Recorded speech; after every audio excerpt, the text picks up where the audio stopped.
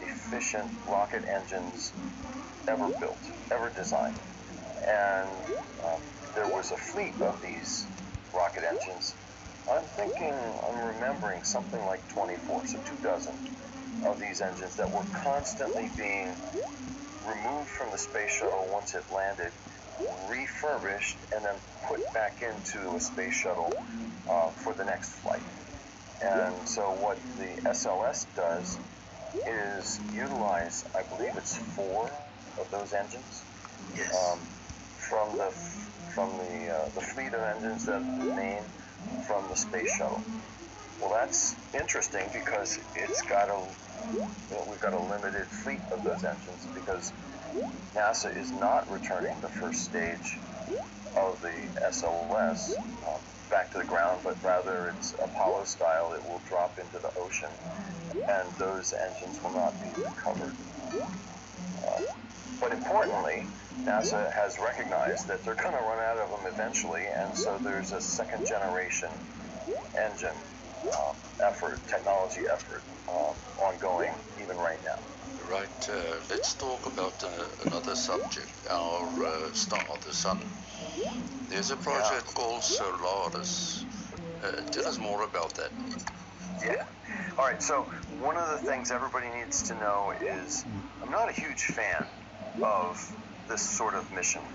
And let me tell you what Solaris is about. Solaris is the effort that the European Space Agency is considering in partnership with the commercial enterprise to create solar collectors in space, turn that solar electricity that it gets, turn that solar power into electricity and beam it down to Earth, to a collector on Earth, and then distribute it as if it was a power station.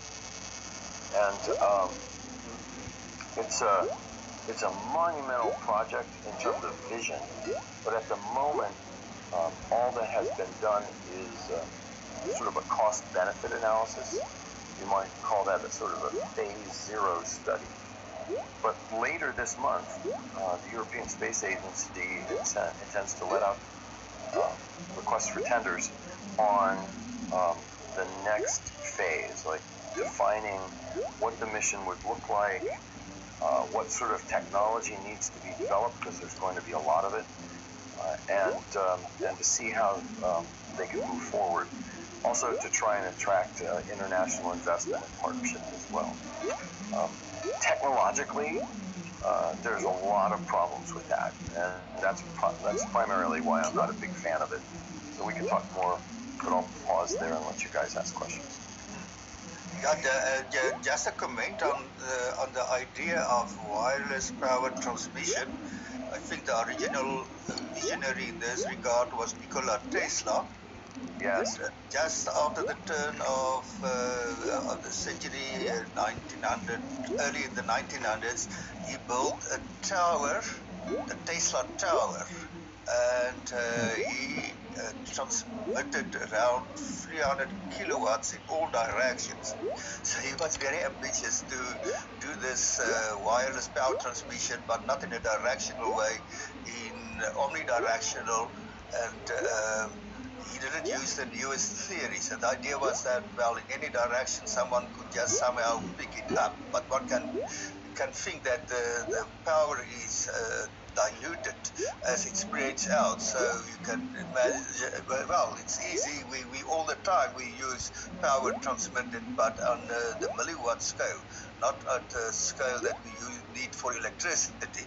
But you mentioned the commercial partners that are looking for. Now, it's interesting. There is one of the leaders, apparently, in this field of wireless power transmission is a New Zealand company, Emerald, and they had a technology demonstration with ESA and Airbus relatively recently. But they transmitted in the Airbus factory over 56 meters, just to show that they can do it. There has been examples where people beamed energy up to power drones and things like that. But that's also my concern. If you really want the type of power. I mean, we speak about megawatts. It's an enormous enterprise. I don't know what the risk will be if people are careful or frightened for cell phone towers. Well, now you can imagine that you have to get high power radiation from space. It will probably be in the microwave band. And I'm not sure whether there will be a lot of solar panels that may somehow reflect light to Earth, so there can be a lot of different problems. But they appear to be very much enthusiastic and serious about that, and part of the driving force is to cut down on carbon emissions, so one can understand that. But I share Jim's concerns. Maybe I don't know enough of how it can possibly be done in a safe way, not interfering on a large scale with astronomy and other technologies and other satellites that need to be in orbits. So let's just go over the numbers then for a moment. These would be solar farms that would be parked at geostationary orbit, so that they're hovering over the same ground station constantly, and beaming their power down. And if we go back to fundamental physics, the solar constant, that is the power impinging on the Earth from the sun, is 1,380 watts per square meter. So that gives you a sense of beginning of how much power is available. And once you do that, then you begin to recognize that you then got to convert that to electricity, and you have to have X number of meters in order to be able to replicate essentially the amount of power that you're going to need. And if you think this through, I think it's called Coburg nuclear power plant in South Africa is 2 nuclear reactors. Yes. Each one is about 900 megawatts, so almost a gigawatt. And that is just about what a system of this size would create. I did a little research on the European Space Agency website, and they're looking for something like 800 terawatt hours over the course of a year. And then you do the math, and it comes down to about 90 gigawatts, which is still pretty generous. And then you look at the solar irradiance, and you do the math, and you're going to need something like 66 million square meters of solar array. And that's assuming 100% efficiency. So then, what is that? That's like 35,000 cricket grounds orbiting in space. It starts to just sound incredible if you begin to understand. And then if you assume that the efficiency of converting that solar power into electricity and then beaming it to Earth and then converting it back from radio waves to electricity is 1%. Say you can do it 1%, then what you would end up with is about a 900 megawatt power system, which is just about what one of the reactors is at, I'm sorry if I get it wrong, is it Coburg? Coburg. Yeah, Coburg, yeah. Yeah.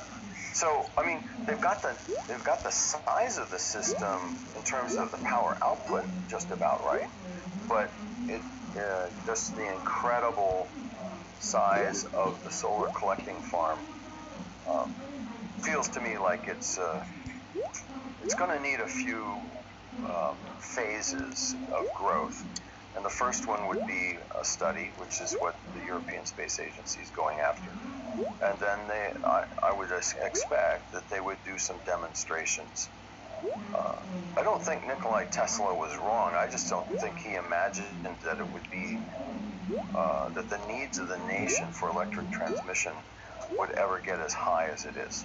Something that one understands the idea that it would enable using electricity at given solar energy at given locations, even if it's dark. Of course, up there in the geostationary orbit, the solar panels can always have sunlight. Uh, but I've read recently about a project that's actually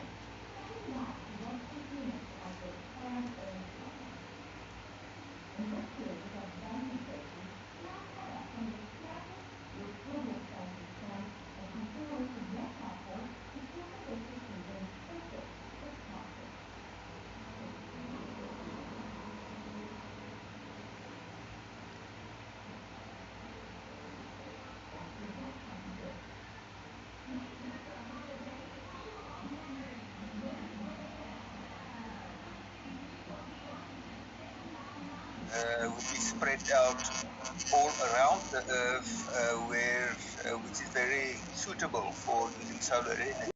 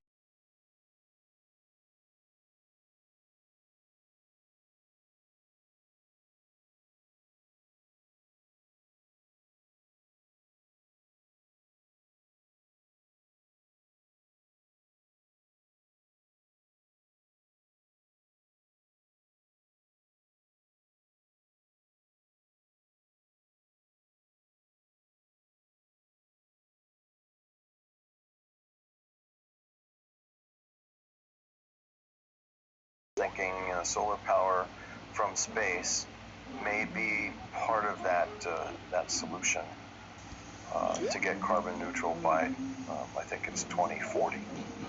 What about making the solar panels on Earth more energy efficient? You know, honey, that's always a great idea, isn't it? More efficiency means less waste. Less waste means less heat generated. So I think it's always a good idea to try and make our solar panels more efficient. Though oftentimes that gets balanced by a commercial enterprise that wants to make more. And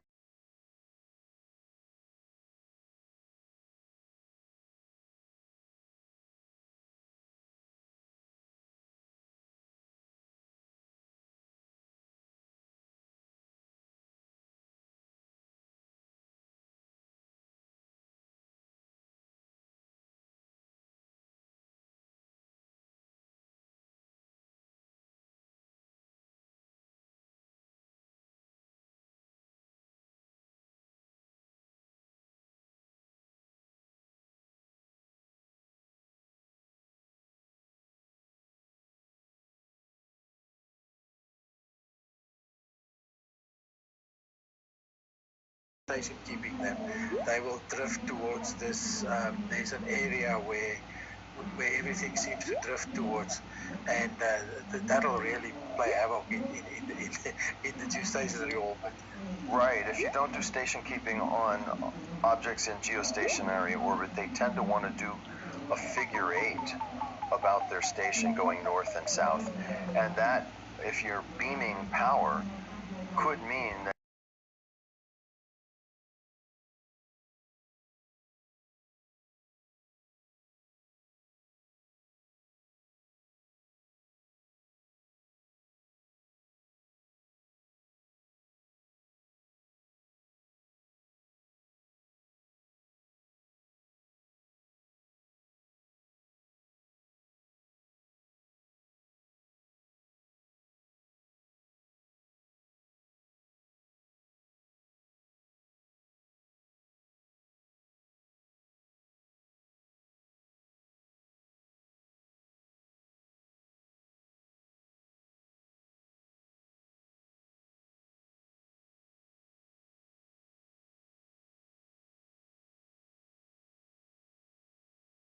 far as the